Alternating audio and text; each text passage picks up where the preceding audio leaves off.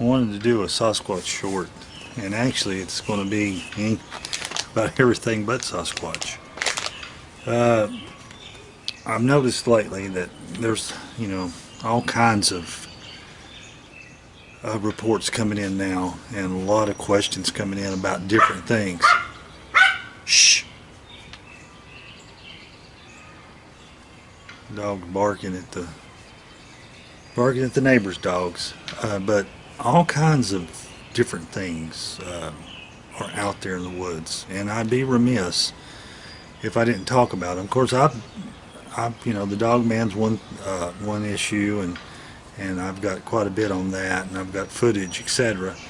But it's important that you understand that reality in the world that we've been taught is not what really is really going on, and it's a hard concept for a lot of people, and most people don't ever get exposed to it, but there is a small percentage that do, and it's not usually it's by accident, or it's not on purpose, and with some people it starts off with Sasquatch and then goes to other things, and then some people actually don't ever see a Sasquatch, but they see a little person, or they see a dog man, or they encounter orbs, or they have to deal with UAPs or UFOs, as they call them now, UAPs. And so I just wanted to talk real quickly about what else is out there, and how you should always be aware of your surroundings, and at least in the back of your mind, understand that these things exist. They're out there, and no matter how far-fetched it sounds, hopefully you won't, but you could. And many times, occasionally I'll get, I didn't have a Sasquatch encounter, man, but I saw X. Or, I don't know what this thing was, but I don't think it was a Sasquatch. So, of course, one of the creatures that's out there, I'll just kind of go through them as they come to my head. I don't have anything written down. It's just rambling around in the confines of my fertile gray matter. But, of course, there's the dog man, which there's several forms of it, from some of them look like a traditional werewolf to more of them look like a dog walking on two legs, and there's a flathead version that has a real flat, wide head, and I'm trying to think. There's a horse-headed looking one that has its head's more like the shape of a horse, and then, like I said, there's the more traditional one that looks just like what you would see in the movies, as we'd call a werewolf. There's one that's got a flat nose on the end. In other words, instead of coming down to a canine nose, it comes down to more like similar to a pig snout, but it's not a pig. It has all the earmarks of a dog man, just imagine the nose is more flat on the end. And so those are the kind of dogmen that are out there and you can encounter. There's little people. Now, what are little people? There's two types of little people. There are, at least in East Tennessee and Southeast Appalachian, the two that I'm aware of is there is a race of people that are just small. In other words, take me or you, shrink us down to 18 inches and in the proper proportions, and that's what they are. And so and then there are some small creatures that are kind of like, they're Sasquatch looking, but they're small. They're like Ewoks. They're fully formed, fully grown Sasquatch looking like things that are between usually 2 to 4 foot tall.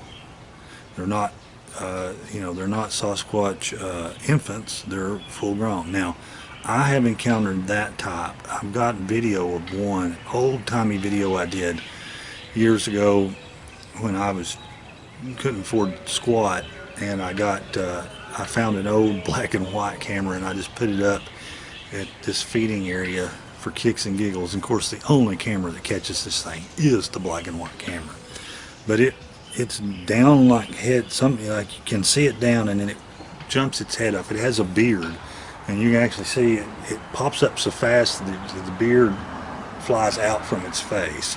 Of course, the naysayers said it was a chipmunk and a raccoon and all these stupid things, and I debunked all that and took a picture of it and took all those different animals they said it was, and it wasn't. And several Native American people reached out to me after seeing the video and said, that's a little person. That's one of the hairy little people.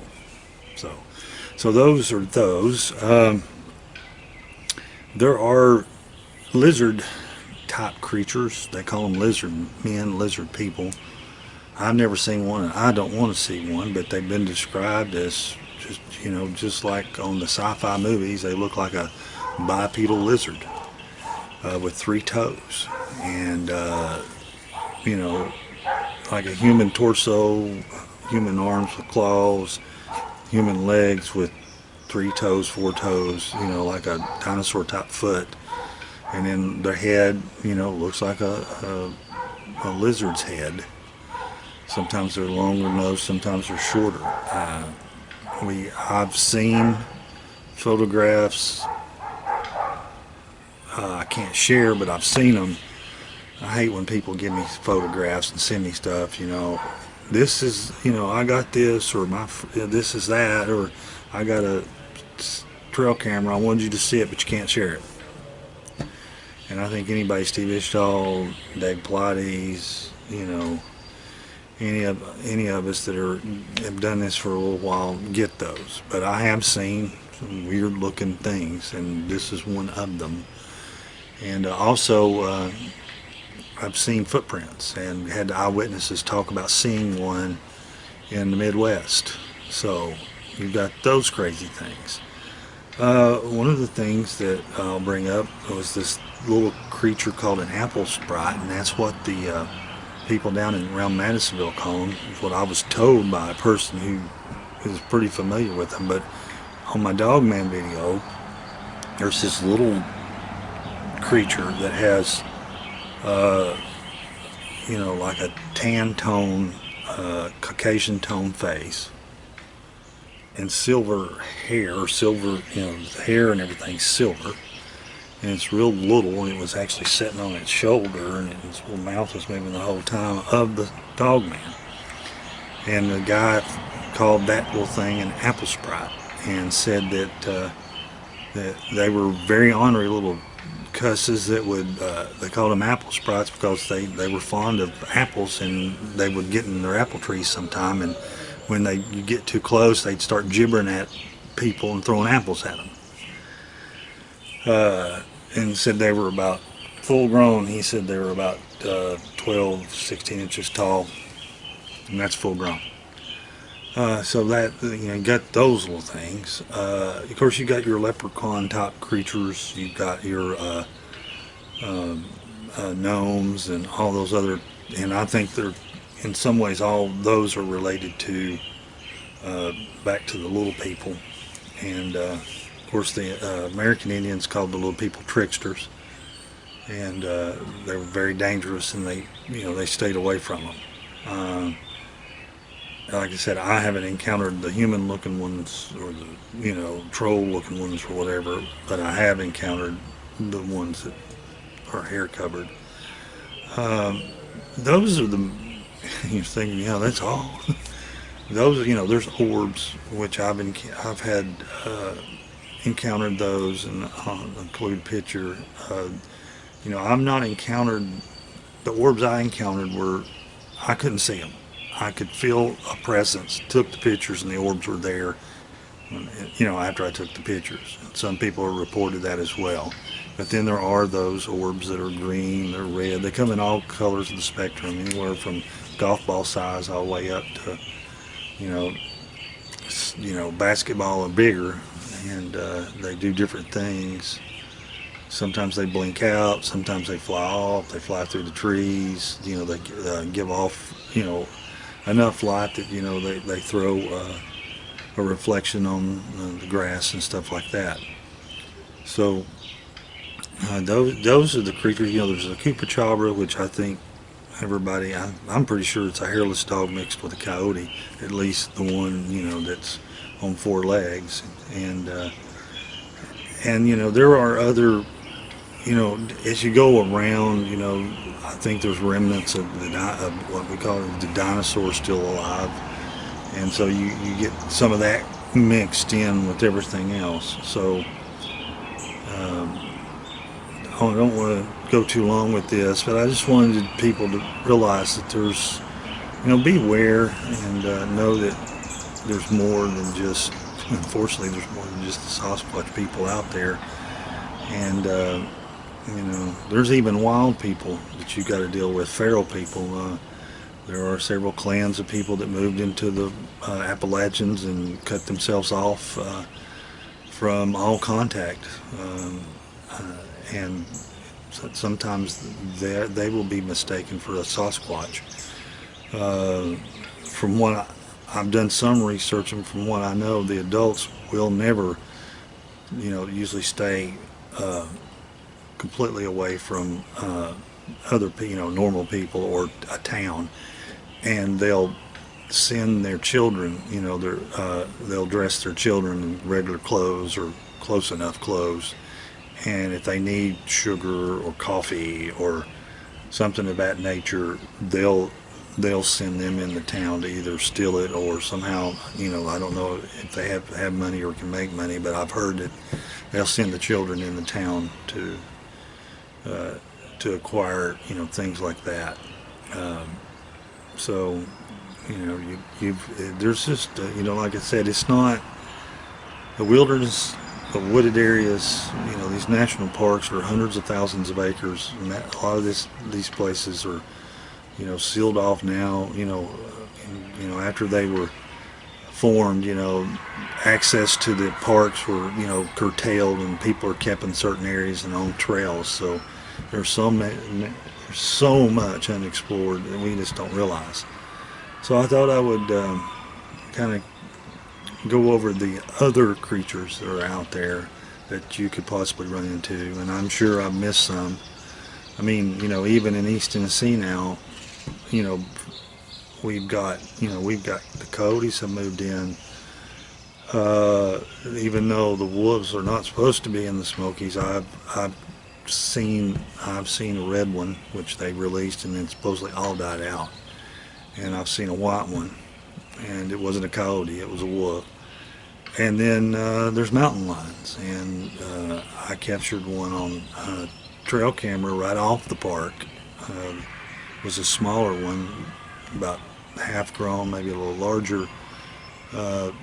Park Service employees looked at it, or Park Service biologists looked at it and said that was a transient mountain lion going from North Carolina into Kentucky. Now, how he knew that, I don't know. And I don't think whether he's resident, illegal, or transient, if he has the opportunity to eat a 2-year-old, he's going to eat a 2-year-old. I don't think that has anything to do with it. But, and I think eventually disclosure will come and the Park Service will fess up to that there's a sustained population. I've got the trail camera, and I've found footprints where I go hiking. And so they're wild hogs you got to be careful of. And so, they're, even on the, quote, accepted side of the ledger, there are things out there that you just need to, like I said, have in the back of your mind, be aware of. I think, anytime you go hiking, anytime you go camping, just being aware of your surroundings, being prepared, using common sense.